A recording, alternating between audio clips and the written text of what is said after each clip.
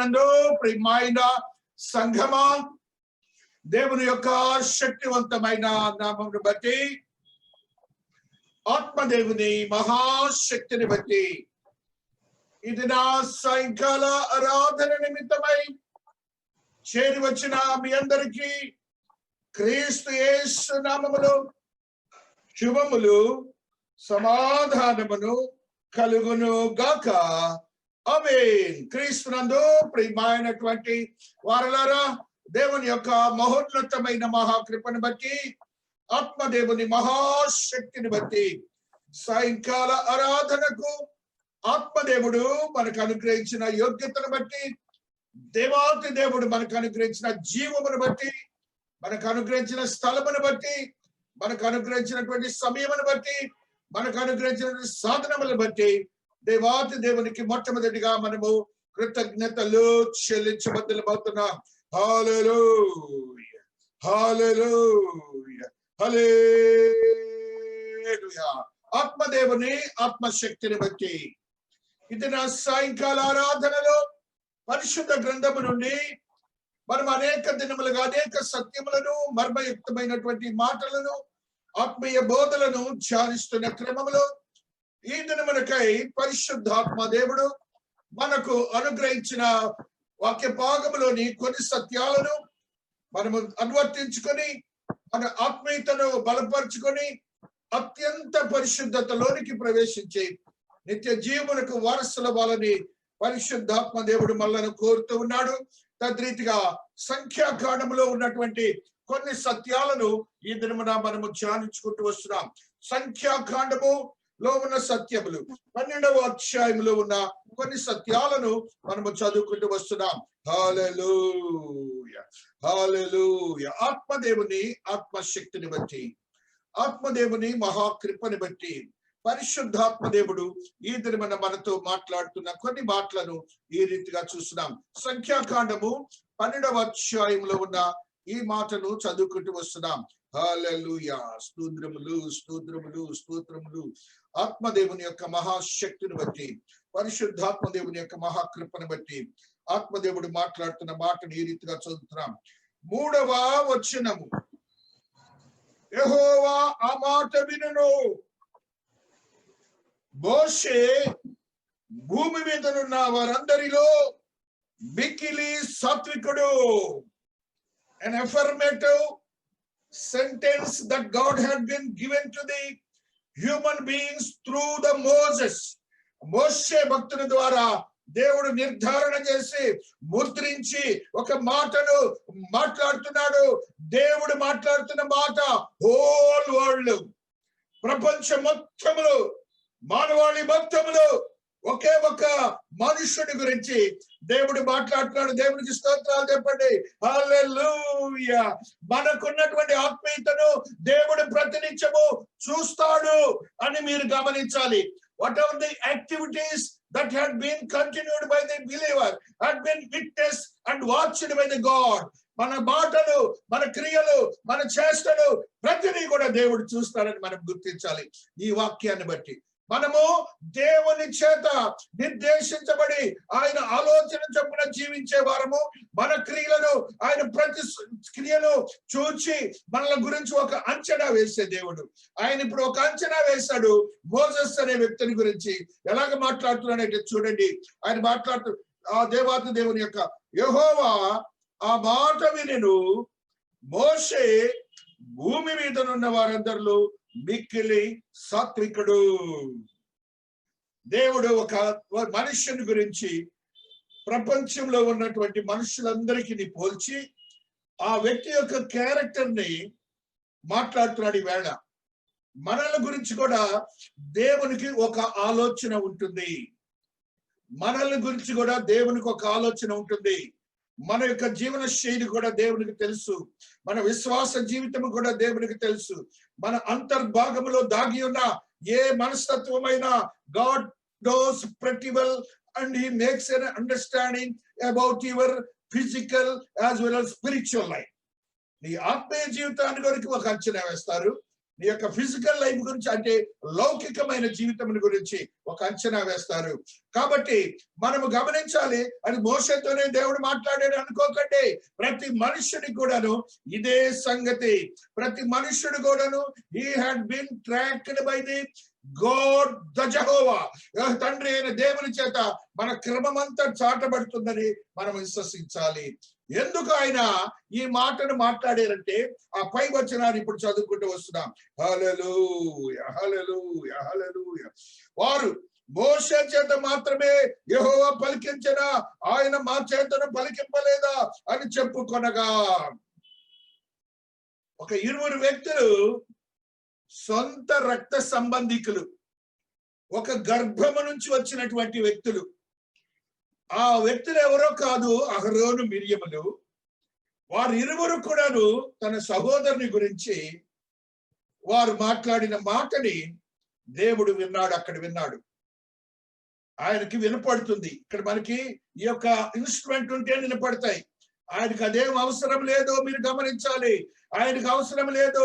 సర్వములో సర్వమైన దేవుడు ఆయన విన్న మాటని ఆ 1వ వచనానికి ఇప్పుడు వస్తున్నాను చూడండి. మోషే కూషు దేశపు స్త్రీని పెండ్లి చేసుకుని ఉండరు కనుక అతడు పెండ్లి చేసుకున్న ఆ స్త్రీని బట్టి మిరియాము అహరోనులు అతనికి విరోధముగా మాట్లాడిరి. అందుకు దేవుడు ఈ స్టేట్మెంట్ ఇచ్చాడు. తన తమ్మునితో విరోధముగా మాట్లాడారు. అందుకనే దైవజనుల యొక్క ఆత్మీయత మనకు తెలియదు. ఎవరు ఎలాంటి వారో, ఎవరికి దేవునితో ఎంత సంబంధం ఉన్నదో వారి యొక్క ఆత్మీయత మనకు తెలీదు. ఇప్పుడు వీళ్ళిద్దరికి తెలియలా. మోషే సంగతి వాళ్ళొక్క తమ్ముడుగానో సహోదరుడుగానే చూస్తున్నారు, కానీ ఆయన దేవునితో ఎంత సంబంధం ఉన్నది వాళ్ళ ఇరువురికి తెలియలేదు. వాళ్ళ రక్త సంబంధికులే, కానీ మోషేకి దేవునికి ఎంత ప్రియమైన వాడు అర్థం కాలేదు వాళ్ళ ఇరువురికి కూడాను. అందుకని దైవజనుల విషయంలో ఒక వ్యక్తిని మనం ఎప్పుడు కూడా తృణీకరించి వారికి విరోధముగా మాట్లాడకండి. దేవుడే వారికి శిక్ష విధిస్తాడు. దేవుడే వారిని తీర్పులోకి తీసుకొని వస్తాడు. మనము అర్హులము కాబో అని ఈ వాక్యము సెలవిస్తున్నది. ఈ వాక్యములో ఉన్న సత్యం ఏంటంటే, వారిద్దరు కూడాను మోషేకు విరోధముగా మాట్లాడినప్పుడు దేవునికి ఉగ్రత వచ్చింది, దేవునికి కోపం వచ్చింది, దేవునికి ఇష్టం లేని క్రియ జరిగింది. ఆయన మనుషులను ఎవరైనా కూడాను తద్రీతిగా అవమానపరిస్తే దేవుడు మాత్రము ఊరుకోడు, వారికి తగిన శిక్ష విధిస్తాడని మనం గ్రహించాలి. వాళ్ళకి ఎలాంటి శిక్ష విధించాడో తెలుసా దేవాతి దేవుడు? అది తర్వాత చెప్తా నేను. అయితే దేవాతి దేవుడు ఆ యొక్క పరమను ఉండి విధి మాటను బట్టి ఆయన గురించి ఒక సర్టిఫికెట్ ఇవ్వటం మాత్రమే కాకుండా ఆయన లోకములో ఉన్నటువంటి భూమి మీద ఉన్నటువంటి మనుషుల దగ్గరకు ప్రత్యక్షతను చూపించిన వాడుగా ఉంటున్నాడు. దేవాతి దేవుని యొక్క ప్రత్యక్షతను ఆ ప్రదేశంలో చూపిన వాడుగా ఉంటున్నాడు. ఆయన మేఘ స్తంభములలో దిగి ప్రత్యక్షము గుడారము యొక్క ద్వారమునంత నిలిచి అహరోను మిరియాలను పిలిచెను.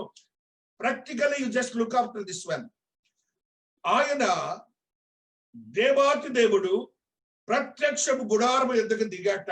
తండ్రి అయిన దేవుడు, జాగ్రత్తగా వినండి, ఒక మనుష్యుని నిమిత్తము, ఒక మనుష్యుని అవమానపరిచే నిమిత్తము నా దేవుడు నీ దేవుడైనటువంటి దేవుడు ప్రత్యక్ష గుడారము ఎద్దకు నిలిచి ఏమంటున్నాడంటే వారిద్దరిని ఇలాగ పిలుస్తున్నాడు, మీరిద్దరు ఇలాగ రండి అని. ఇది ఫ్యాక్ట్.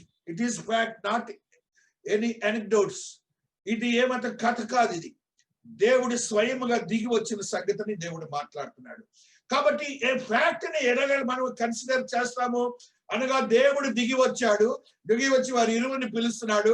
ఆ ఇరువురిని పిలిచి వారితో మాట్లాడుతున్న సంభాషణను వారు వచ్చినప్పుడు దేవాతి దేవుడు అంటున్నాడు చూడండి, అతడు నా ఇల్లంతటిలో నమ్మకమైన వాడు, నేను గూఢభావములతో కాదు దర్శనమిచ్చి ముఖాముఖిగా అతనితో మాట్లాడుతును. అతడు యెహోవా స్వరూపమును నిదానించి చూచెను కాబట్టి నా సేవకుడైన మోషేకు విరోధముగా మాట్లాడుటకు మీరు ఎలా భయపడలేదు అనెను. యెహోవా కోపము వారి మీద రగులుకొనగా ఆయన వెళ్ళిపోయెను. ఇది సంఘటన. దేవుడేమో ఆయన గురించి ఇలాగ మాట్లాడుతున్నాడు. వారి మీద ఏమంటున్నాడంటే, మీరెందుకు భయపడలేదు? దైవజనుని మాట్లాడేటప్పుడు ఒకవేళ దేవునికి ఇతనికి ఏ సంబంధం ఉందో మనకు తెలియదు. కాబట్టి మీరు భయపడాలి. ఏమన్నా ఒక పొల్లు అక్షరాలు మాట్లాడటంలో పొల్లు పోయినా కూడాను దేవాతి దేవుడు ఊరుకోడు. అది మన కుటుంబాల్లో కానీ మన బిడ్డల విషయంలో కానీ శాపాలు వస్తాయన్న సంగతిని ప్రతి ఒక్కరూ గ్రహించండి. దేవుడు మాట్లాడుతున్న మాట ఇది. దేవుడే మనతో మాట్లాడుతున్న మాట. కాబట్టి వారిరువురు ఆయనకి సహోదరులే. వారిరువురు గర్భంలో నుంచి వచ్చిన వారే. తల్లి బాగా ఒక గర్భంలో నుంచి ముగ్గురు బిడ్డలు కంది. ముగ్గురు బిడ్డలు కూడా దేవుని కొరకే బిడ్డలను సమర్పించుకుంది. బానిసత్వంలో ఉండి కూడా ఆమె మాత్రము బిడ్డలు మాత్రము ధర్మశాస్త్రానుసారమైనటువంటి గుణగణములతోనే బిడ్డలను పెంచింది. పెద్దవారు అయ్యారు కూడాను. వారందరూ కూడాను ఆత్మీయతలో బడగబడినటువంటి వారిగా ఉంటున్నారు.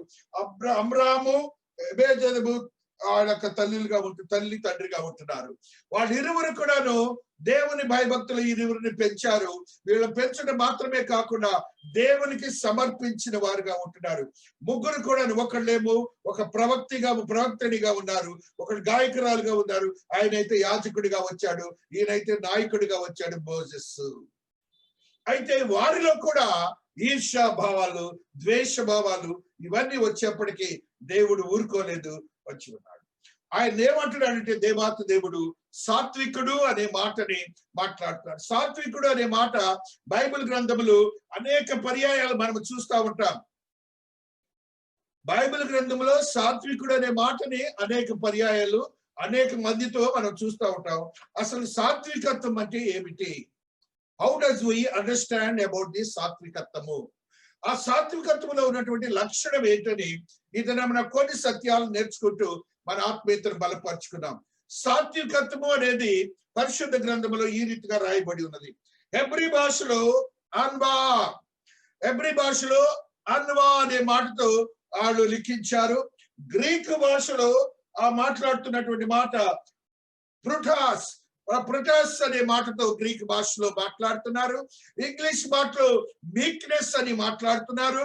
అదే రీతిగా తెలుగు భాషలో ఆ యొక్క మాటను మనం అందరం ఇప్పుడు కనుక సాత్వికత్వం అనే మాటతో చూస్తున్నాం. 5 భాషల్లో అర్థాలను మనం చదువుకున్నాం. 5 భాషల అర్థాల్లో మనం చూసినప్పుడు దేవాతి దేవుని యొక్క స్థితిని బట్టి మీక్నెస్ అనగా ద వర్డ్ మీక్నెస్ మీన్స్ ఒక దేవుని యొక్క అద్భుతమైన ఆశీర్వాదకరమైన విజయము కొరకు ఎదురు చూసే భక్తి తత్పరత కల భక్తుడు. ఒక దేవుని యొక్క అద్భుతమైన భయభక్తులు కలిగినటువంటి ఒక వ్యక్తి, ఆ వ్యక్తి యొక్క గుణగణాల్లో నేను ఒక అద్భుతమైనటువంటి దేవుని యొక్క ఆశీర్వాదకరమైనటువంటి ఆ విక్టరీని సంపాదించుకుంటాను అనే జీవితము కలిగి జీవించేవాడే సాత్వికుడిగా ఉంటున్నాడు. కాబట్టి సాత్వికుని యొక్క లక్షణం ఏంటంటే అఫ్లిక్షన్ అంటున్నారు. అఫ్లిక్షన్ అంటే శ్రమ, ఉత్థానము, ఇబ్బందికరమైన పరిస్థితులు, వేదనతో కూడిన పరిస్థితులు, వీటన్నిటిని మోసేటటువంటి గుణం కలవాడు సాత్వికుడు అనే మాటను మాట్లాడుతున్నారు. ఆ రీతిగా సాత్వికత్వం గురించి పరిశుద్ధ గ్రంథములు మనం అనేకములు చూసినప్పుడు ఆత్మదేవుడు మాట్లాడుతున్న మాటని కొన్ని విధాలుగా మనం చూస్తూ వస్తున్నాం. పరిశుద్ధాత్మదేవుడు ఈ రీతిగా మాట్లాడుతున్నాడు. కీర్తనకారుడు ఈ యొక్క సాత్వికత్వం కలిగిన వాడికి విక్టరీ జరుగుతుందని ఆయన మాట్లాడిన మాటను ఈ రీతిగా చదువుకుంటూ వస్తున్నాం. కీర్తనలు 22లో ఉన్న ఈ సత్యాన్ని ఈ రీతిగా మనం చదువుకుంటూ వస్తున్నాం. 22, 26లో కీర్తనకారుడు ఈ రీతిగా మాట్లాడుతూ వస్తున్నాడు. 22వ అధ్యాయము 26వ వచనమును చదువుకుంటూ వస్తున్నాం. హల్లెలూయా. దీనులు భోజనము చేసి తృప్తి పొందెదరు, యెహోవాను వెనుకవారు ఆయనను స్తుతించెదరు. ఇప్పుడు సాత్వికత్వముని గురించి మనం మాట్లాడుతున్నప్పుడు భోజనము చేసినప్పుడు తృప్తి పొందుతారట. వారు భోజనము చేసినప్పుడు తృప్తి పొందుతారు. మనము తృప్తి పొందట్లేదంటే భోజనం చేసినప్పుడు వారిలో దేవునికి సంబంధించినటువంటి ఆకాంక్ష లేదని, దేవుని యందు భక్తి తత్పరత కొరతగా ఉన్నదని, దేవునితో సమీపముగా లేమని, మన జీవితంలో అది లోపమని మనము తెలుసుకోవాలి. సింపుల్ లాజిక్ అన్నమాట. మంచి భోజనాలే చేసుకుంటాం, మనము ప్రిపేర్ చేసుకుంటాం, కానీ తృప్తి, యుటిలిటీ అనేది ముఖ్యం మనకి. ఆ యుటిలిటీ లేనప్పుడు మనం ఏ మాత్రము కూడాను దేవుని సన్నిధిలో ఆ రీతిగా జీవించలేదని వాక్యం సెలవిస్తున్నది. యెహోవాను వెదకువారు ఆయనను స్తుతించెదరు. ఆయనను వెతుకుతూ స్తుతించే గుణగణం అన్నమాట. విక్టరీ కొరకు, ఆ యొక్క దేవుని యొక్క విక్టరీ కొరకు, జయము కొరకు మనం ఆయన వెతికే స్థితిని కలిగి ఉండాలని పరిశుద్ధాత్మ దేవుడు మనతో మాట్లాడుతూ వస్తున్నాడు. అదే గ్రంథంలో మరి యొక్క సత్యాన్ని 37:11 కీర్తనాకారుడు మరి యొక్క సత్యాన్ని మనకు తెలియజేస్తూ ఉన్నాడు. 37వ అధ్యాయము 11వ వచనము, దీనులు భూమిని స్వతంత్రించుకొందరు, బహుక్షేమము కలిగి సుఖించెదరు. మరలా వేరే టైటిల్ చెప్తున్నాడు. ఈ భూమి మీద మనము స్వతంత్రించుకునే స్థితిని గురించి మాట్లాడుతున్నాడు. అంత మాత్రమే కాకుండా ఆత్మదేవుడు మాట్లాడుతున్నటువంటి మాటను మనం గ్రహించబద్దులమవుతున్నాం. దేవాతి దేవుడు మాట్లాడుతున్న ప్రతి సత్యాన్ని మన జీవితాలకు నిర్వర్తించుకొని మనము జీవించాలని పరిశుద్ధాత్మదేవుడు మనకు తెలియజేసి, బహుక్షేమము కలిగి సుఖించెదరు. క్షేమము, సుఖము రెండు కూడా డిఫరెంట్ వర్డ్స్. క్షేమము వేరు, సుఖము వేరు. ఈ రెండు కూడాను లోపించినట్లే. నీవు సాత్వికుడిగా లేకపోతే, దేవుని యొక్క ఆత్మీయతలో బలపరచబోతే నీ జీవితము ఈ రీతిగా ఉంటుంది. మనం అనేక విషయాలు, ఈ విషయాలు పొరపాట్లు పడతా ఉంటాం.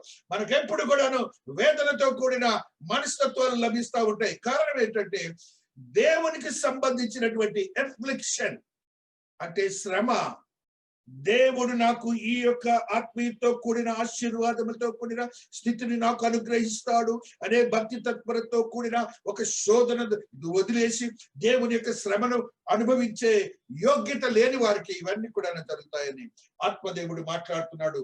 ఒక అద్భుతమైన విక్టరీ నీకు సాధించే స్థితిని ఇస్తున్నట్టుగా మనము చూస్తూ వస్తున్నాం. పరిశుద్ధ గ్రంథంలో దేవాతి దేవుని గురించి మాట్లాడినప్పుడు ఆత్మదేవుడు ఈ రీతిగా మాట్లాడుతున్నాడు. Jesus was sent to minister. యేసయ్య భూలోకంలోకి పంపినప్పుడు ఆయన ఒకటే మాట చెప్తున్నాడు. ఆయన సువార్తల్లో నేను సాత్వికుడును అని చెప్తున్నాడు. మీరు నా యొద్దకు వచ్చి నేర్చుకోనడి అని అంటున్నాడు. అనగా సాత్వికత్వం అనేది మన దగ్గర లేదు అని మనం తెలుసుకోవాలి. సాత్వికత్వం అనేది మనుషుల యొద్ద లేదు అని తెలుసుకోవాలి. విశ్వాసత అనేది లేదని తెలుసుకోవాలి. భక్తి తత్పరత అనేది లేదని తెలుసుకోవాలి. పరిశుద్ధత అనేది లేదని తెలుసుకోవాలి. ఆత్మీయత అనేది లేదని తెలుసుకోవాలి. ఇవన్నీ సాత్వికుడి గుణగణాలు, దేవుని మాటకు లోబడే గుణగణాలు. ఇవన్నీ లేవు కాబట్టి సర్వలోకము వాళ్ళకి ఆయన ఒక పిలుపునిస్తారు. మీరు నా యొద్దకు వచ్చి నేర్చుకుని అనే మాటని మత్తయి సువార్తలో మనం చిన్నప్పటి నుంచి ఈ మాట నేర్చుకుంటా ఉంటాం. మనం చిన్నప్పటి నుంచి ఈ మాట నేర్చుకుంటాం. చూడండి 11వ అధ్యాయం మత్తయి సువార్తలో ఆత్మదేవుడు మాట్లాడుతున్న మాటని, ప్రయాసపడి భారము మోసుకొనిచున్న సమస్త జనులారా నా యొద్దకు రండి, నేను మీకు విశ్రాంతి కలుగజేతును.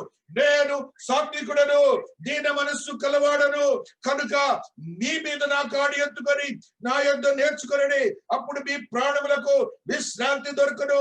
ఏలయనగా నా కాడి సులువుగాను నా భారము తేలికగాను ఉన్నది. దేవుడు స్పష్టంగా మాట్లాడుతున్నాడు. మనము దేవుని దృష్టిలో సాత్వికత్వం లేని వారము, మానవాళి, హోల్ వరల్డ్. అందుకని ఆయన భూలోకానికి వచ్చి అది నేర్పాడు మనకి. అది నేర్చుకోవటానికి ఆయన కాడిని మోయాలి. మనము ఆయన కాడిని మోసి జీవించే వారిగా ఉండాలి. నేను సాత్వికుడును, నా దేవుడు చెప్తున్నాడు, నేను సాత్వికుడు అని చెప్తున్నాడు. కాబట్టి మోసెస్ దేవుడి చేత సర్టిఫికెట్ పొందాడు. దేవుడైతే అంటున్నాడు, నేనే సాత్వికుడిని, నా దగ్గరే నేర్చుకోండి అనే మాటలు చెప్తున్నాడు. ఒకవేళ ఈ లోకంలో మనం ఎంత మాత్రము కూడాను సాత్వికత్వం గురించి తెలియకపోతే ఆయన ఏమంటున్నాడు, నా కాడిని మోయండి అంటున్నాడు.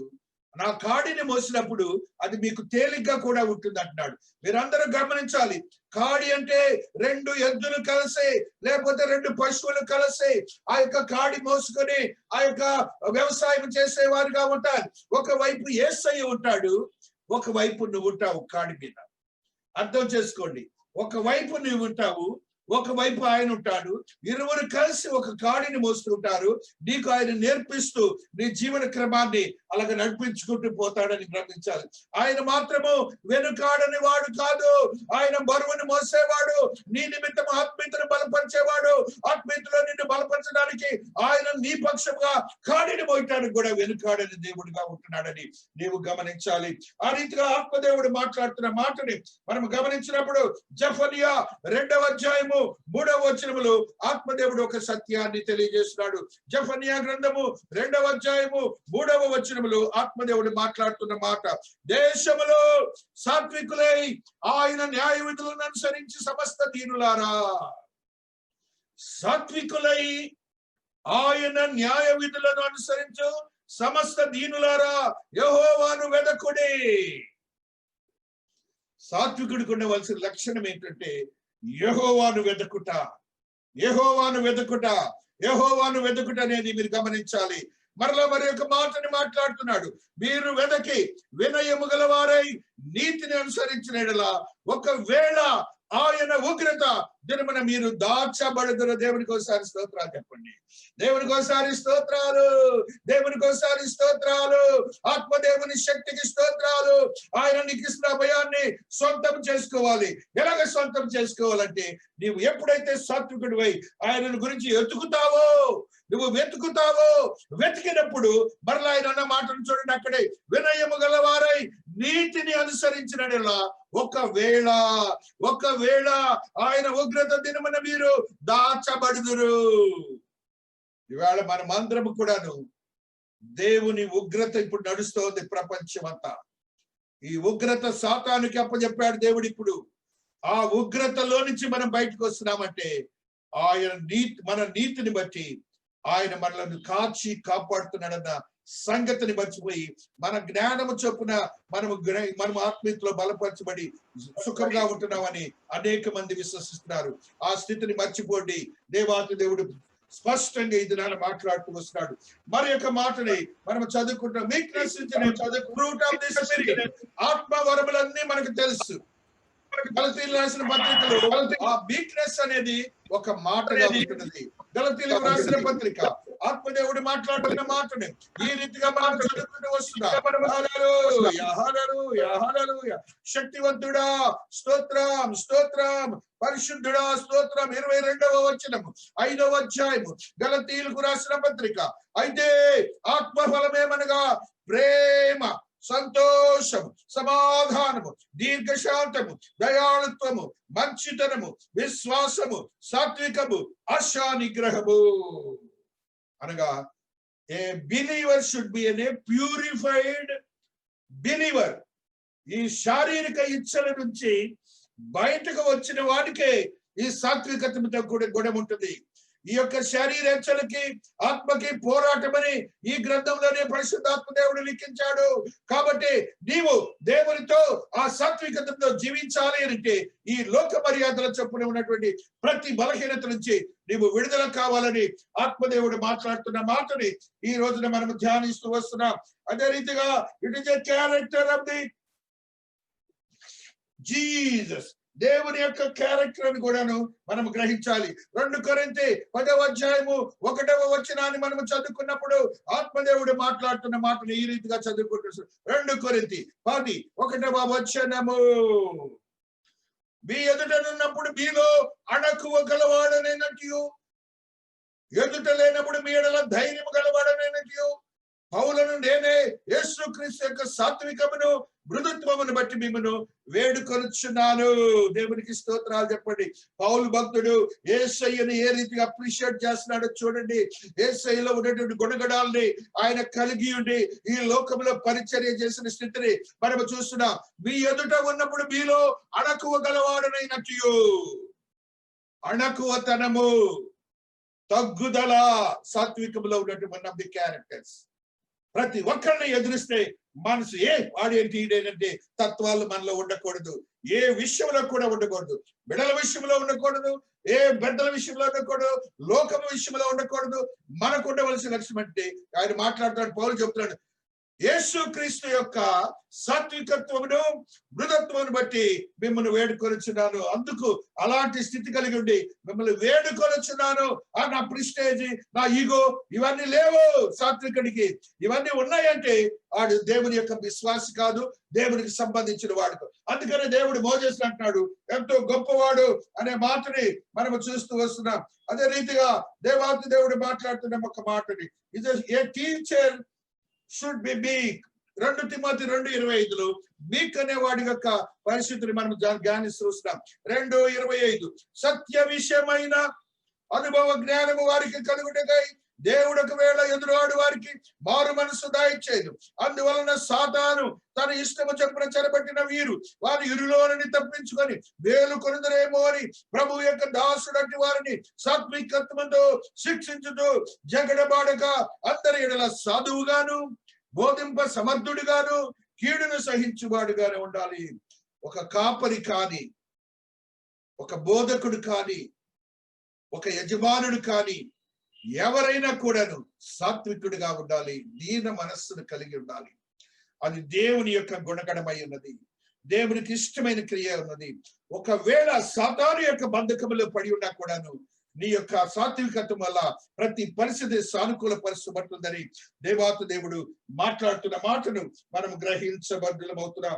అదే రీతిగా weakness mark of the true disciples 1 పేతురు 3:15 అది ఒక శిష్యత్వానికి గుర్తుగా ఉంటున్నదని మనం గ్రహించాలి. 3:15 హల్లెలూయా. నిర్మలమైన మనస్సాక్షి కలవారై మీలో ఉన్న నిరీక్షణను గురించి మిమ్మను హేతువడుగు ప్రతి వానికిని సాత్వికముతోను భయముతోను సమాధానము చెప్పుటకు ఎల్లప్పుడూ సిద్ధముగా ఉండి మీ హృదయములందు క్రీస్తును ప్రభువుగా ప్రతిష్ఠించుడే. అప్పుడు మీరు దేని విషయమై దుర్మార్గాన్ని దూషింపబడుతురో దాని విషయమై క్రీస్తునందున మీ సత్ప్రవర్తన మీద అపనింద వేయవారు సిగ్గుపడుదురు అనగా సత్ప్రవర్తన కలిగిన వారిగా ఉండాలి. సాత్వికత్వంతో మనం జీవించడానికి మన మనస్సులను అంటే మల్టిపుల్ క్యారెక్టర్స్ సాత్వికత్వం అంటే మల్టిపుల్ క్యారెక్టర్స్ అన్ని కూడాను సాత్వికత్వంలో ఇమిడిబడి ఉంటాయని మీరందరూ గమనించాలని పరిశుద్ధాత్మ దేవుడు మనకి ఈ దినాన తెలియజేస్తున్నాడు. తద్రీతిగా పరిశుద్ధ గ్రంథంలో ఉన్నటువంటి అనేక సత్యాలను మనం ధ్యానిస్తున్నప్పుడు ఆత్మదేవుడు మనతో మాట్లాడిన స్థితిని సాత్వికత్వంలో గురించి కొన్ని గుణాలను మనం తెలుసుకున్నాం. దేవాతి దేవుని యొక్క ఆత్మీయతతో కూడిన స్థితిని మనం గ్రహించి ఉన్నాం. అక్కడ జరిగినటువంటి సంఘటన ఏంటంటే మోసెస్ జరిగిన సంఘటన ఏంటంటే సహోదరుడికి దేవాతి దేవుడు ఉగ్రతను చూపించి కుష్ఠమును తెప్పించినట్లుగా మనం చూస్తున్నాం. కుష్ఠము అనగా కుష్ఠరోగము ఆ యొక్క వ్యక్తులపై దేవాతి దేవుడు కలిగించినట్లుగా మనం చూస్తూ వస్తున్నాం. చూడండి, అక్కడ ఉన్నటువంటి ఆత్మీయతలో మనం బలపరచబడినప్పుడు ఆత్మదేవుడు మాట్లాడుతున్నటువంటి మాటని ఈ రీతిగా చదువుకుంటూ వస్తున్నాం. 12వ అధ్యాయంలోని దేవాతి దేవుడు మాట్లాడుతున్న మాటని ఈ రీతిగా చూస్తూ వస్తున్నాం. 10వ వచనము, మేఘమా ప్రత్యక్షం కూడా మీద నుండి ఎత్తబడెను. దేవుడు పైకి వెళ్ళిపోయాడు. భూమి మీదకి వచ్చిన దేవుడు ఉగ్రతతో ఆయన కోపంతో పైకి వెళ్ళిపోయారు. వెళ్ళిపోయిన తర్వాత జరుగుతున్న మాట చూడండి. అప్పుడు మిరియాము హిమము వంటి తెల్లని కుష్టు గలదాయను. అహరోను మిరియాము వైపు చూచినప్పుడు ఆమె కుష్టు గలదిగా కనబడెను. అది ఆ స్త్రీకి కుష్ఠము వచ్చింది. ఇది జనరల్ గా మన కుటుంబాల్లో ప్రతి ఒక్క వ్యక్తికి ఈర్ష్య, ద్వేషము, అసూయ, పగ, కోపము ఇవన్నీ కూడాను మిళితమై జీవిస్తూ ఉంటారు. అవి చూడగానే ఆ స్త్రీ ఆ బిడ్డలో ఉన్నటువంటి ఆత్మీయత అంతా చచ్చిపోయింది. ఆమె నల్లజాతి స్త్రీని చేసుకున్నాడని ఎంతో అసహ్యంగా మాట్లాడినప్పుడు దేవుడు ఏం చేశాడంటే కుష్టు రోగాన్ని తీసుకొని వచ్చాడు. కాబట్టి నీవు సాత్వికుడు అయితే దేవునికి ఇష్టమైన వాడిగా ఉంటావు. నీవు సాత్వికుడు అయితే నీకు విరోధి మీద దేవాతి దేవుడు పగ తీర్చుకుంటాడు. నీకు అవసరం లేదు. జాగ్రత్తగా ఉండండి, జాగ్రత్తగా ఉండి వినండి. దేవుని యొక్క ఆత్మీయతలో బలపరచబడి నీవు జీవిస్తున్నప్పుడు నీ విరోధికి నీ పక్షంగా ఆయన వేద్యము వేసి ఆయనే పగ తీర్చుకుంటాడు. ఇక్కడ అదే జరిగింది. ఇక్కడ ఏం జరిగిందంటే ఆ స్త్రీకి ఏం జరిగిందంటే కుష్ఠ రోగం వచ్చింది. దేవాతి దేవుని యొక్క ఉగ్రతను ఆ కుటుంబంలో దేవుడు చూపించాడు. అయితే వారైతే ఇద్దరు సహోదరులు అహరోన్ అయితే పశ్చాత్తాపంతో దేవుని ప్రార్థిస్తాడు, క్షమించు స్వామి, మేము అవివేకులము మామూలుగానే లౌకికంగా మా తమ్ముడి గురించి ఆలోచించామనే భావన అనమాట. అది మా తమ్ముడి గురించి లోకంలోనే లోకరీతిగానే ఆలోచించాము. మా తమ్ముడి గురించి మీ యందు భయభక్తులు లేనివాడని మేము అనుకున్నాము, కానీ మీకు ఇంత గొప్ప శక్తి ఉన్నదని ఆ మాటలో అర్థం వస్తున్నది. అంటున్నాడు చూడండి, ఆయన అంటున్న మాటని, మేము అవివేకులము, హల్లెలూయా, పాపులమైన మేము చేసిన ఈ పాపము మా మీద మోపవద్దు. పాపము అనగా దైవజనుని ఇష్టం వచ్చినట్లు మాట్లాడటం అనేది పాపము. అహరోన్ చెప్తున్నాడు పాపము. మనము పాపముని అంటగట్టుకో. చాలా మంది మనం చూస్తుంటాం, మనకు అనవసరం, మన నోరుని వాళ్ళ విషయమై పోగొట్టుకోవద్దు. మనం పాపం తెచ్చుకొని మన బిడ్డలపై మనపై తెచ్చుకోవద్దు. అది దేవుడు స్పష్టంగా తండ్రి అయిన దేవుడి దిగి వచ్చి ఒక వ్యక్తి గురించి మాట్లాడిన స్థితిని మనం చూస్తాం. The relation between the godly man and God, we do not know how much spirituality they do got it. మనం ఎందుకు మాట్లాడాలి? మనం ఎదురుగా వారిని చూసినప్పుడు వారి క్రియలు నీకు నచ్చకపోతే ఆయన వచ్చి దిగుతాడు, ఆయనే శిక్షించుకుంటాడు. మనకెందుకు? మనం ఆయన చెప్పేది వింటమే, ఆయన విన్న వాక్యం ద్వారా మనం పవిత్రపరచబడటమే. కానీ లేకపోతే ఇష్టం లేకపోతే ఆ దైవజనుడిని వదిలిపెట్టేసేయండి. మీరుగా మాత్రం దేవునికి శత్రువులు కావద్దు. దేవుడు స్పష్టంగా మాట్లాడుతున్నాడు. తర్వాత చూడండి, ఇక్కడ ఏమంటున్నాడు, ఆయన తల్లి ఆ పాపము మా మీద మోపవద్దు. ఆవిడ ఎలాగైపోయిందో మనందరికీ తెలుసు. మోషే ఆయనేమో క్షమించమని అడిగాడు పశ్చాత్తాపంతో, మేము అవివేకులమని అడిగాడు. మోషే అయితే చూడండి, వారిని గురించి చెడుగా మాట్లాడిన సహోదరుని గురించి మోషే యొక్క లక్షణం చూడండి, సాత్వికుడి యొక్క లక్షణం చూడండి. మోషే ఎలుగెత్తి, దేవా దయచేసి ఈమెను బాగు చేయమని యెహోవాకు మొర్ర పెట్టెను. ఎలుగెత్తి పెద్ద కేక పెట్టాడు. శత్రువుని ప్రేమించే లక్షణము మోజెస్. ఆయన ఏ విధంగా అసూయ ద్వేషాలతో ఆ సిస్టర్ పై ఉండొచ్చు? లేదు. దేవా ఈమెను రక్షించుము, కాపాడము, స్వస్థురాలు చేయమని ఎలుగెత్తి ప్రార్థన చేసిన వాడిగా ఉన్నాడు. మన జీవితాల్లో కూడా మన శత్రువు గురించి మనం ప్రార్థన చేయాలి. మన శత్రువు కొరకు మనము దేవుని సన్నిధిలో మన సాత్వికత్వాన్ని చూపించాలి. మన శత్రువు కొరకు మన ఈర్ష్య ద్వేషాలు కలిగి ఉండకూడదని ఆత్మదేవుడి దినాన్ని మన శత్రువు ఉన్నప్పుడు, అబ్బా వాళ్ళందరూ అంతేలే, ఆ మాటలు తీసేయాలి, ఆ మాటలు మనకు చెల్లవు. వారిని గురించి నువ్వు ఎప్పుడు కూడాను ద్వేషము, ఈర్ష్యతో కూడిన స్వభావంతో కూడిన పలుకులు నీకుండకూడదు. ఆత్మదేవుడు మాట్లాడుతున్న సత్యాలను మీరు గమనించాలని పరిశుద్ధాత్మ దేవుడు మనకు తెలియజేస్తున్న స్థితిని మనం గమనిస్తూ వస్తున్నాం. దేవాతి దేవుడు మాట్లాడినటువంటి మరి అనేక సత్యాలను మనం గ్రహిస్తుండగా ఆత్మదేవుడు మాట్లాడుతున్నటువంటి కొన్ని సత్యాలను, ఆత్మదేవుడు మాట్లాడుతున్న కొన్ని మాటలను మనం చూస్తున్నాం. జలస్, ఇక్కడ మనం వాటిలో చూసింది ఏంటంటే ఈర్ష్య. పరమగీతముల గ్రంథములు 8వ అధ్యాయము 6వ వచనములో ఈ సత్యాన్ని మనం చదువుకుంటూ వస్తున్నాం. పరమగీతములు 8వ అధ్యాయము 6వ వచనము, ప్రేమ మరణమంత బలమైనది, ఈర్ష్య పాతాళమంత కఠోరమైనది. ఈర్ష్య అనేది పాతాళము, నరకమునకు దారి తీస్తుంది. నరకములో పడ్డావంటే ఈర్ష్య ఉన్నట్టే. ఈర్ష్య ఉందంటే నువ్వు నరకములోకి పాత్రుడైనట్టే. చూడండి, దాని జ్వాలలు అగ్ని జ్వాల సమములు, అది యెహోవా పుట్టించు జ్వాల. నీ హృదయం మీద నన్ను నామాక్షరముగా ఉంచుము, నీ భుజములకు నామాక్షరముగా నన్ను ఉంచుమని మనము ప్రార్థించాలి, దానిని తీసివేయమని. ఈర్ష్య అనే గుణాన్ని మనం ఎప్పుడు కూడా మనస్సులో ఉంచుకోవద్దు. సామెతల్లో కూడా మరి ఒక సత్యాన్ని సాల్మన్ ద వాయిస్ మాట్లాడుతున్నాడు. 6వ అధ్యాయము 34వ వచనాన్ని మనము చదువుకుంటూ వస్తున్నాం. హల్లెలూయా. భర్తకు పుట్టు రోషము మహారౌద్రము గలదే, ప్రతికారము చేయు కాలమందు అటివాడు కనికరపడడు. ప్రాయశ్చిత్తమేమైనను నువ్వు చేసినను వాడు లక్ష్య పెట్టడు. ఎంత గొప్ప బహుమానములు ఇచ్చినను వాడు ఒప్పుకొనడు. భర్తకు పుట్టు రోషము మహారౌద్రము కలదే. సాత్వికత్వములో రౌద్రము గురించి మాట్లాడుతున్నాడు. రౌద్రముగా ఉన్నవాడు సాత్వికుడు కాడు. కాబట్టి భర్త అనేవాడు సొంత వాడైనప్పటికీ వాళ్ళు ఆ గుణం ఉన్నప్పుడు ఆ గుణం ఎలాంటి సాతానుకి సంబంధించిన గుణముగా ఉంటుంది. దాన్ని నువ్వు మార్చలేవు.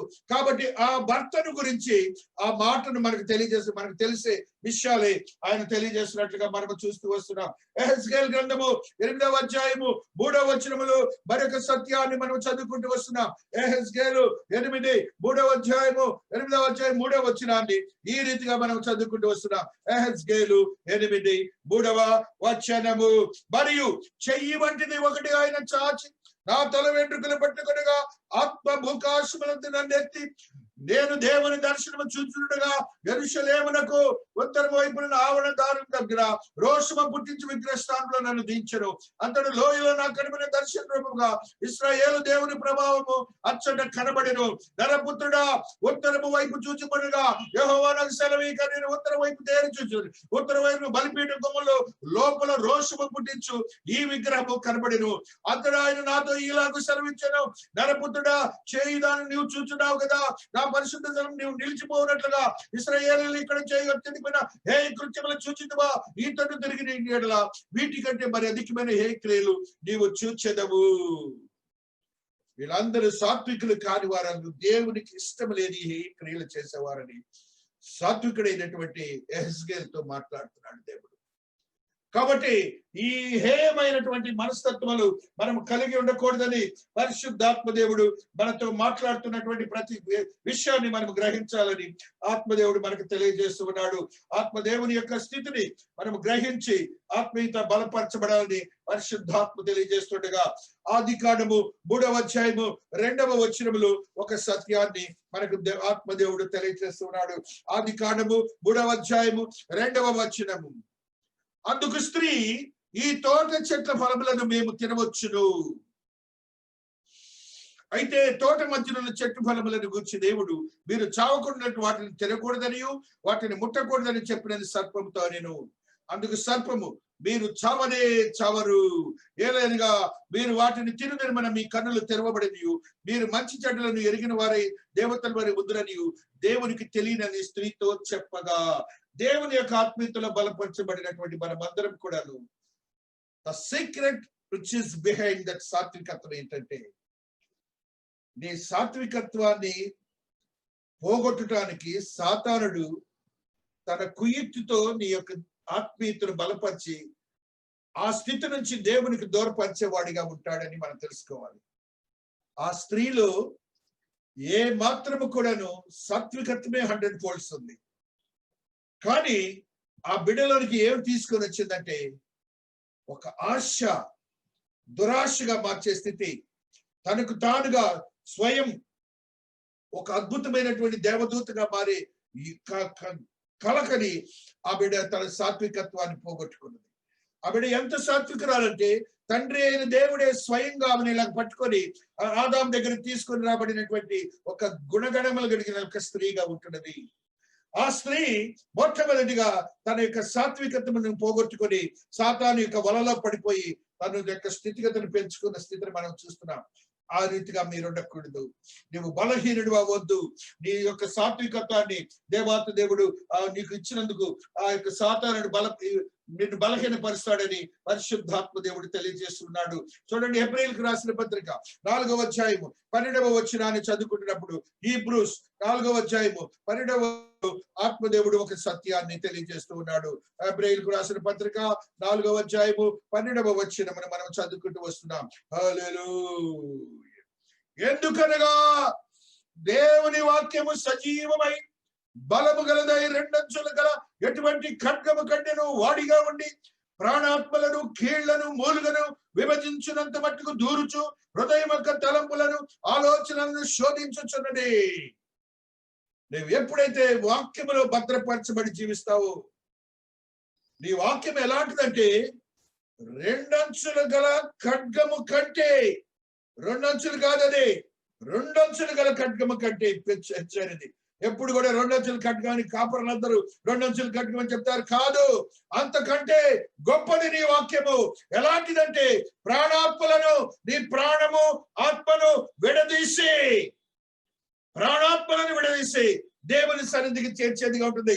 యేసయ్య శిలువ మారు మీద ఉన్నప్పుడు ఆయన ప్రాణమును విడిచెను, ఆయన ఆత్మను దేవునికి అప్పగించిన. రెండు మాటలు మీరు చూస్తారు అక్కడ శిలువ మారుపై.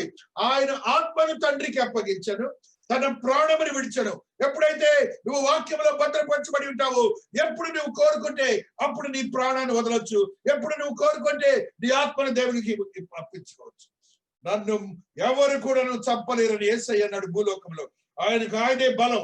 నువ్వు వాక్యంలో భద్రపరచబడు, నీ యొక్క ప్రాణం నీ చేతిలో ఉంటుంది, నీ ఆత్మ నీ చేతిలో ఉంటుంది. నువ్వు మరణించవు, కరోనా వచ్చినా మరణించవు, నీ చుట్టుపక్కల ఎవడొచ్చినా మరణించవు. నువ్వు వాక్యంలో భద్రపరచబడి ఉండాలి. వాక్యం ఎలాంటిదంటే నీ యొక్క ప్రాణాత్మలను తీర్చేదిగా ఉంటుంది.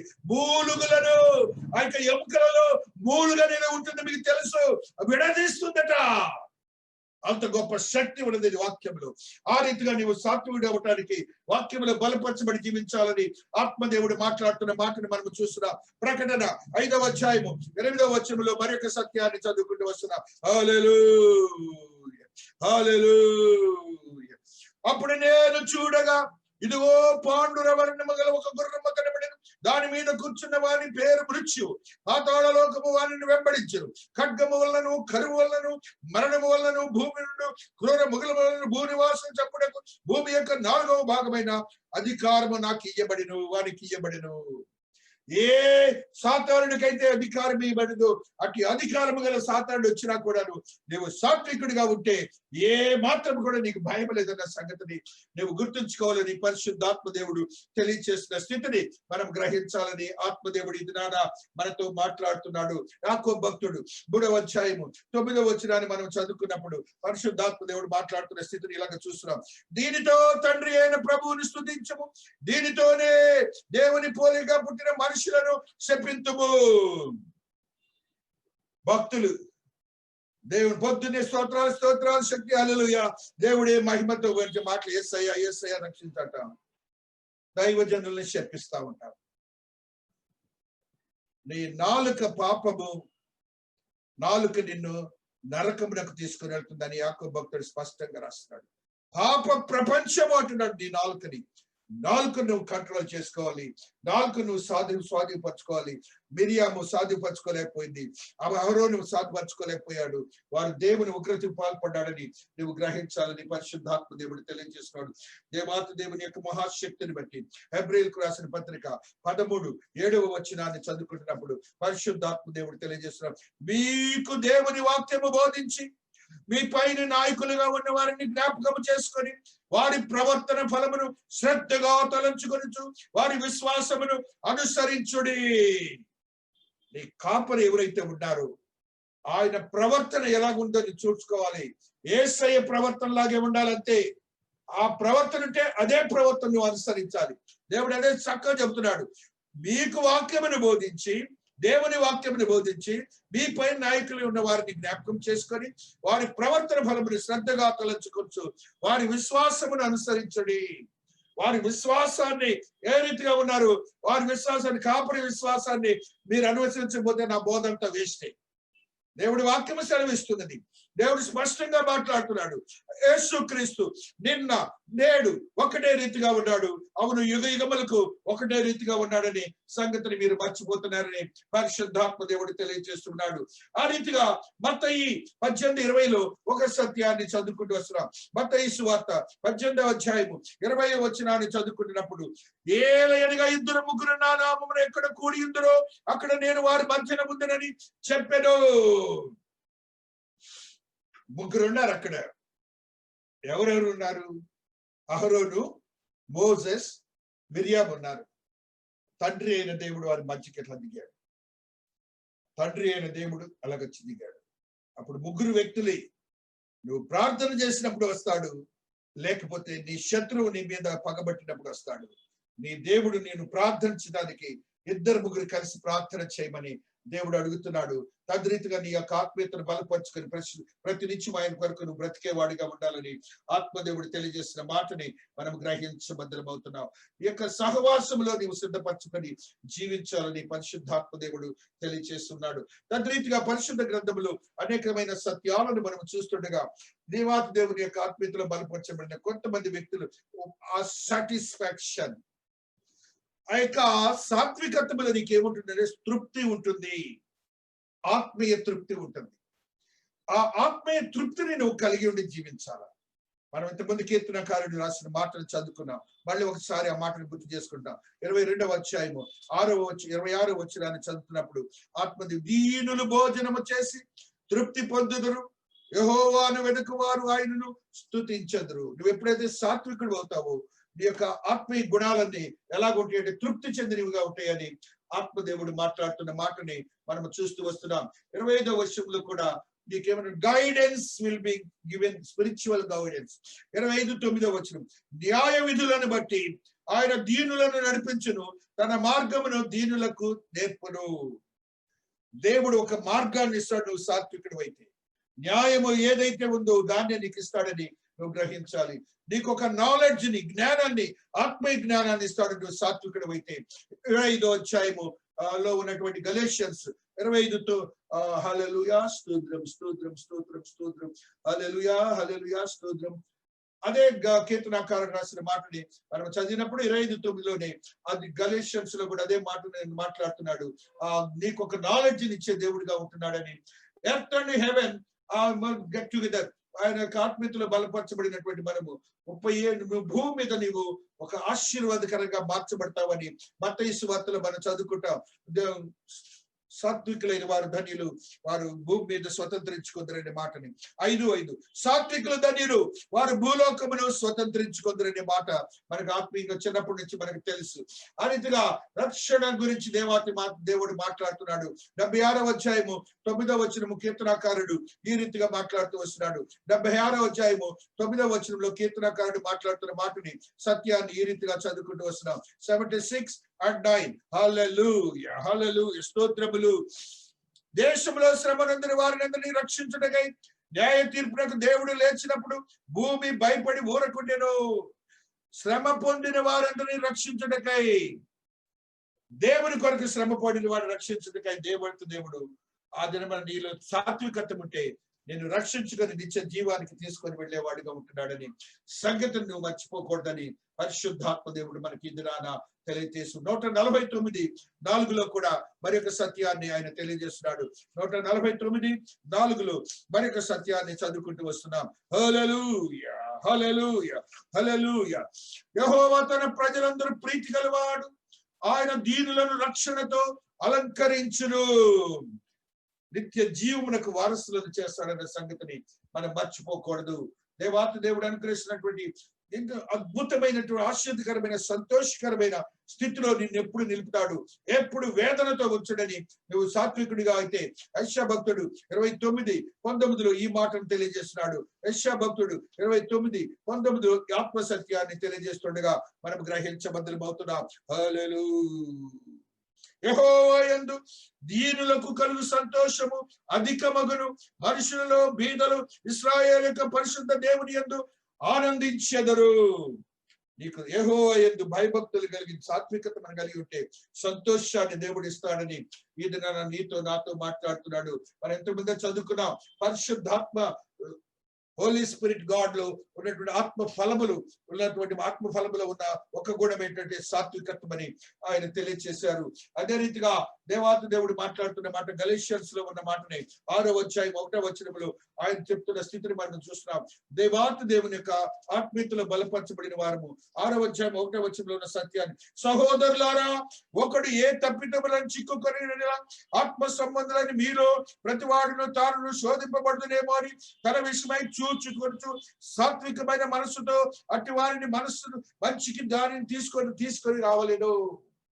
నువ్వు సంఘంలో ఉన్నప్పుడు సాత్వికత్వంతోనే ఒక వ్యక్తిని దేవుని యొద్దకు నడిపించడానికి ప్రయత్నం చేయాలి. అనగా అఫ్లిక్షన్, నీ యొక్క శక్తివంతమైనటువంటి శోధనతో కూడిన జీవితం ఉంటుంది. దానిని భద్రపరుచుకొని జీవించి ఆ రీతిగా నువ్వు ఉండాలని దేవుడు తెలియజేస్తున్నాడు. పేషెన్స్, పేషెన్స్ అనేది ఆ యొక్క సాత్వికుడు కొట్టవలసిన లక్షణం. 2 తిమోతి 2వ అధ్యాయము 24వ వచనాన్ని చదువుకుంటున్నప్పుడు దేవుడు ఈ రీతిగా మాట్లాడుతున్నాడు. ఇంతకుముందే మాట్లాడుకున్నాం. బోధింప సమర్థుడుగాను, జగడమాడక సాధువుగాను, కీడును సహించువాడుగాను, సాత్వికతను శిక్షించువాడుగాను. ఈ రీతిగా జగడమాడే పరిస్థితులు మనకు లేవు. జగడమాడతాలు, గొడవలు పెట్టుకోవటాలు, ఇవి శిక్షించేవి మనకు లేవు. మనకు ఉన్నటువంటి కీడుని కూడా మనం సహించాలి. ఆ రీతిగా మన ఆత్మీయతను బలపరుచుకొని జీవించాలని పరిశుద్ధాత్మ దేవుడు మనకు తెలియజేస్తున్నాడు. 10 మందిని పరిశుద్ధ గ్రంథంలో సాత్వికులుగా పరిశుద్ధ గ్రంథం తెలియజేస్తున్నది. అబ్రహాం భక్తుడు, ఇస్సాకు భక్తుడు, మోషే భక్తుడు, గిద్యోను, హన్నా, సౌలు, డేవిడ్, పాల్, అదే రీతిగా తెస్సలోని సంఘము, యేసు క్రీస్తు ప్రభులు వారు, వీరందరూ కూడాను సాత్వికులుగా దేవుని దృష్టిలో నిర్దేశించి నిర్ణయించబడిన వారుగా ఉన్నారు. ఆ రీతిగా మన యొక్క ఆత్మీయతను బలపరుచుకొని వారి యొక్క జీవన క్రమంలో ఉన్నటువంటి శక్తిని మనం కలిగి ఉండి జీవించడానికి మనం భద్రపరచబడాలని పరిశుద్ధాత్మ దేవుడు తెలియచేస్తుండగా, నీ విశ్వాసాన్ని నీవు ఏ మాత్రం కూడా పోగొట్టుకోకూడదు. తీతు భక్తుడు ఒక సత్యాన్ని తెలియజేస్తున్నాడు. 3వ అధ్యాయము 3వ వచనాన్ని మనం చదువుకుంటున్నప్పుడు, ఎందుకనగా మనము కూడా మునుపు అవివేకులమును, అవిధేయులను, మోసపోయిన వారమును, నానా విధములైన దురాశలకును, భోగములకును దాసులమునయ్యుండి దుష్టత్వమునందును, అసూయందును కాలము గడుపుచు అసహ్యులమై ఒకరినొకరు ద్వేషించు ఉంటిమి గాని మన రక్షకుడైన దేవుని యొక్క దయ్యు మానవుడు అనుకున్న ప్రేమయు ప్రత్యక్షమైనప్పుడు. ఇప్పుడు మనం చదివినటువంటి గుణగణాలన్నీ it is common in every believer, in every human being. ప్రతి మనుష్యుల్లో కూడా ఈ గుణగణాలన్నీ ఉన్నాయి. వాటినన్నిటినీ అవివేకంతో కూడిన గుణగణాలని మనం వదిలిపెట్టి దేవుని యొక్క ఆత్మీయతో కూడినటువంటి స్థితి మనకు ఉండాలి. దేవుడు మనతో మాట్లాడినటువంటి దేవుని యొక్క దయయు మానవుల ఎడల ఆయనకున్న ప్రేమయు, దేవుని దయ మానవుడి ఎడల ప్రేమను బట్టి ఆయన ప్రత్యక్షమవుతాడన్న సంగతిని మీరు గ్రహించాలి.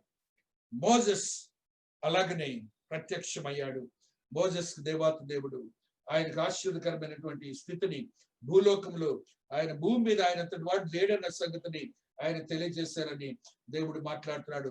1 పేతురు 3:4లో నీ ఐక్యత దేవుడితో ఉండటానికి నువ్వు బలపరచుకోవడానికి ప్రయత్నం చేయాలి. సాధువైనట్టు మృదువైనట్లునైనా గుణమను అక్షయాలంకారం గల మీ హృదయము అంతరంగ స్వభావము మీకు అలంకారముగా ఉండవలెను. అది దేవుని దృష్టికి మిగుల విలువ కలది. మన హృదయాలు ఎలాగ ఉండాలి, మన జీవన క్రమాలు ఎలాగ ఉంటుంటే, సాధువైనట్టు మృదువైనట్టు గుణమును అక్షయాంకారము గల మీ హృదయ అంతరంగ స్వభావమును మీకు అలంకారముగా ఉండవలెను. మనం అలంకారంగా ఉండటానికి అటువంటి గుణగణాలు ఉంటాయంటారు. కింద భాగంలో మీరు వెళ్ళినట్టయితే శారాను గురించి కూడా రాస్తారు. శారా మృదువైనట్టి స్వభావము కలదట. ఆమె యొక్క ఆశ్చర్యకరమైన జీవితము అలాంటిదని చెప్తూ ఆమెను పరిశుద్ధ స్త్రీగా చెప్తా ఉంటారు. ఆ స్త్రీ గురించి 2 వచనాలు కిందకి వెళ్ళారంటే, శారా పరిశుద్ధ స్త్రీగా, సెయింట్ శారాగా మార్చబడిందని మనం అందరం గ్రహించబద్దలమవుతున్నాం. ఆ రీతిగా దేవుని యొక్క ఆత్మీయతలో బలపరచబడిన మనకు ఒక సాక్ష్యముగా ఈ లోకంలో జీవించడానికి మనం భద్రపరచుకొని ఉండాలని పరిశుద్ధాత్మ దేవుడు తెలియజేస్తున్నాడు. ప్రకటన 3వ అధ్యాయము 24వ వచనంలో ఈ సత్యాన్ని తెలియజేస్తూ ఉన్నారు. హల్లెలూయా, హల్లెలూయా. ప్రకటన 3వ అధ్యాయంలో ఉన్న ఈ సత్యాన్ని ఆత్మదేవుడు 20వ వచనము, ఇదిగో నేను తలుపునంత నిలుచుండి తట్టుచున్నాను, ఎవడైనను నా స్వరము విని తలుపు తీసినట్లా నేను అతని వచ్చి అతనితో, నేను నాతో కూడా అతడును భోజనము చేయుదుము. మోసెస్ విషయంలో దేవుడు దిగి వచ్చాడు. దేవుడు ఇప్పుడు అంటున్నాడు, నేను నీ తలుపు యొద్దనే నిలబడి నీకు ప్రత్యక్షమై ఉన్నాను. నీవు చేయవలసింది ఏంటంటే ఆ ద్వారంని తెరవాలి. అనగా నీలో ఉన్నటువంటి సాత్వికత్వం లేని గుణాల్ని తీసివేసి సాత్వికుడిగా మారాలి. అబ్రహాం గురించి మనకు తెలుసు. 13వ అధ్యాయం ఆది కాండంలో ఆయన ఏ రీతిగా తన పాత జీవితాన్ని అంతా వదిలిపెట్టి ఆయన స్వరము విని ఎక్కడికి రమ్మన్నాడో తెలియదు, ఎప్పుడు రమ్మన్నాడో తెలియదు, ఎందుకు రమ్మన్నాడో తెలియదు, దేవుడే తెలియదు, మొత్తాన్ని వదిలిపెట్టి ఆయన దేవుని కొరకు వెళ్ళిన వాడిగా ఉంటున్నాడు.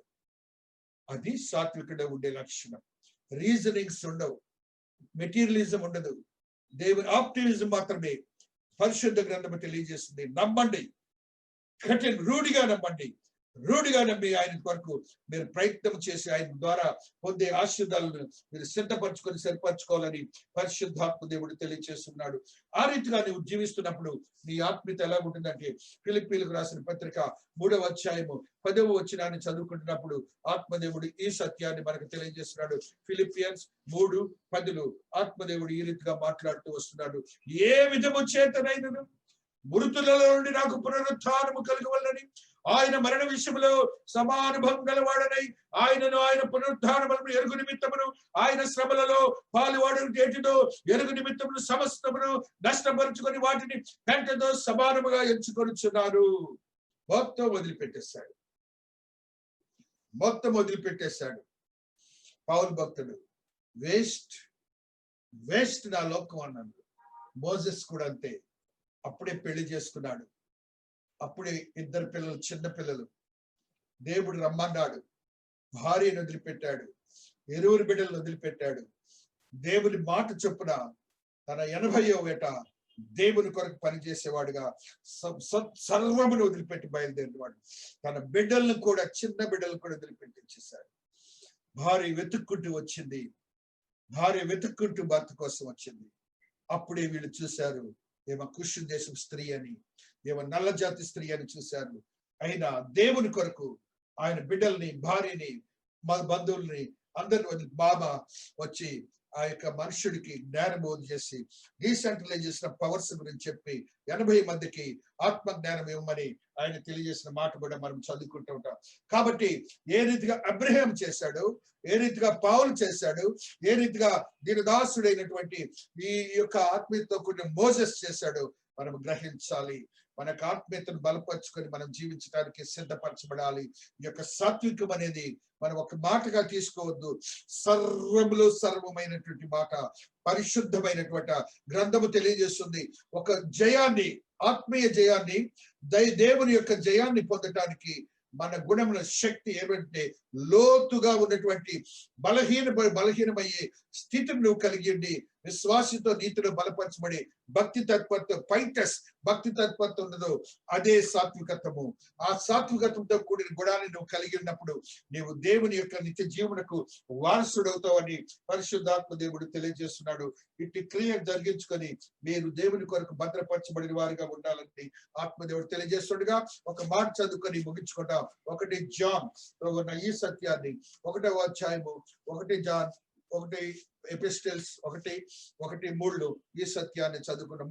మాతో కూడా మీకును సహవాసము కలిగినట్లు మేము చూచిన దానిని వినిన దాన్ని మీకును తెలియచేయుచున్నాము.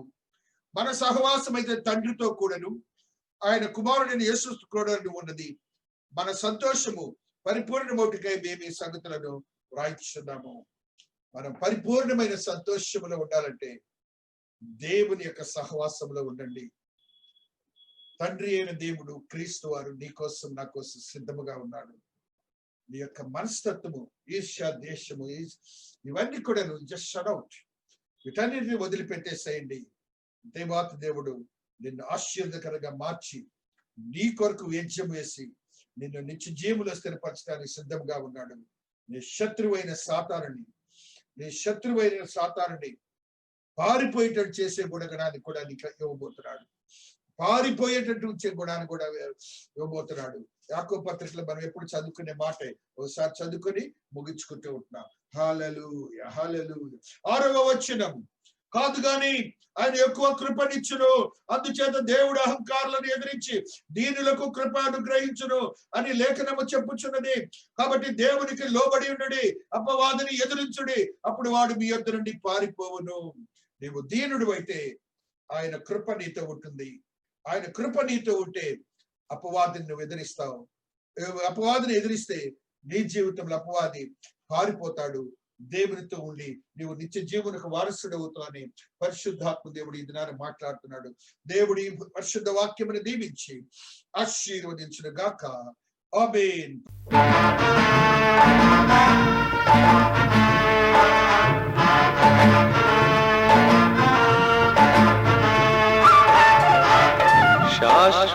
శాశ్వతమైనది నీవు నాయన చూపినాకు